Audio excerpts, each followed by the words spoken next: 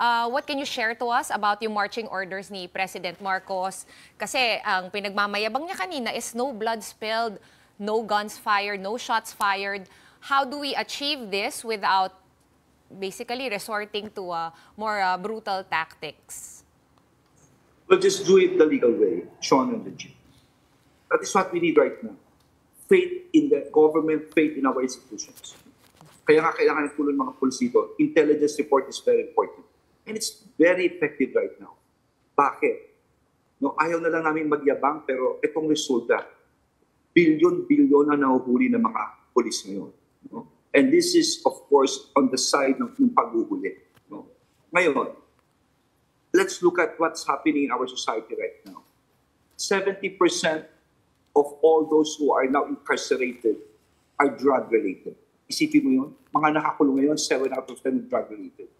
At paglabas ng kulungan yan, according to the Bureau of Jail Management, close to 30% will go back to jail as repeat offenders. No? So, napakalaking problema yan dahil bumabalik sa kulungan. So, anong solusyon dito? No? Aside ng panguhuli ng police, panguhuli ng PDEA, panguhuli ng NBI, let us also look at this problem of the repeat offenders. Kaya ang gagawin namin, hindi lamang kulungan. Ang solusyon dito, bawasan mo pagbalik ng kulungan. And so we've used other institutions of government, like for example, we give them skills training 6 months before they go out, education, and not only that, kung ikaw yung nakakulong, paglabas mo, baka wala kang matuluyan at wala kang trabaho, babalik eh.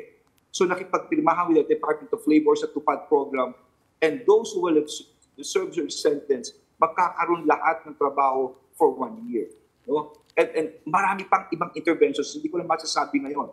Do you think, can we get President Marcos to publicly order the National Police to officially end the deadly anti-drug campaign?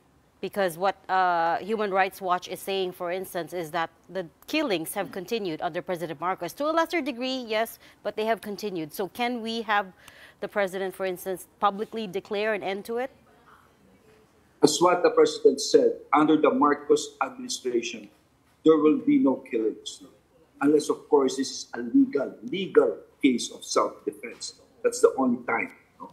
But definitely, no, the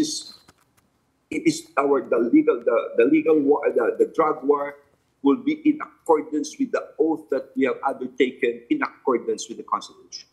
It will always be the legal way.